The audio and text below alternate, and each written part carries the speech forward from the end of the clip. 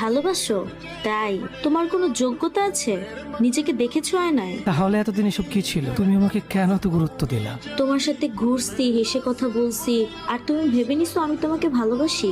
আমি কি তোমার কাছে এসেছিলাম নাকি তুমি আমার কাছে এসেছিলা? হ্যাঁ, মানলাম আমি তোমার কাছে এসেছিলাম, কিন্তু কারণ ছিল। আমার কারো সাপোর্ট খুব দরকার ছিল, তাই তোমার সাথে কথা বলেছি, তোমার সাথে মিশেছি। তার মানে এই না আমি তোমাকে ভালোবাসি। এখন কি স্বার্থ শেষ? শোনো, তোমার কি যোগ্যতা আছে আমার সাথে রিলেশনে যাওয়ার?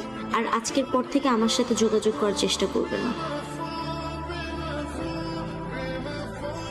দোস্ত, তুই কাঁদিস না। বাস্তবতাটা এমনই, যখন তুই কারোর জন্য কাঁদবি তখন সেই সময় সেই মানুষটা অন্য কারো বুকে মাথা রেখে হাসবে।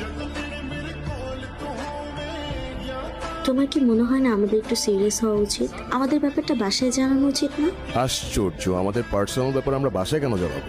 আমাদের এখন বিয়ে নিয়ে চিন্তা করা উচিত। হোয়াট? বিয়ে? দেখো, তুমিও এনজয় করেছো, আমিও এনজয় করেছি, দ্যাটস ইট।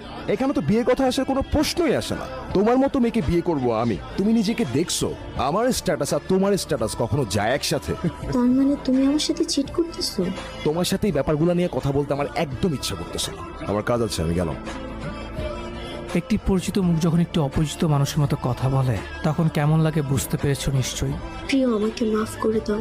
আমার ভুল হয়ে গেছে। আমি তোমার ভালোবাসা বুঝতে পারিনি। আমাকে আপন করে নাও। ওই দিন তোমাকে যা যা বলেছি তার জন্য আমি অনুতপ্ত। আসি। আর কিছু বলবে না? বলবো।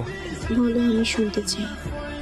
তুমি দেখতে এতটাই সুন্দর যে কেউ তোমাকে ভালোবাসবে, কিন্তু তোমার মনে এতটা কুৎসিত, এটা যদি কেউ জানতে পারে কখনো তোমাকে ভালোবাসবে না।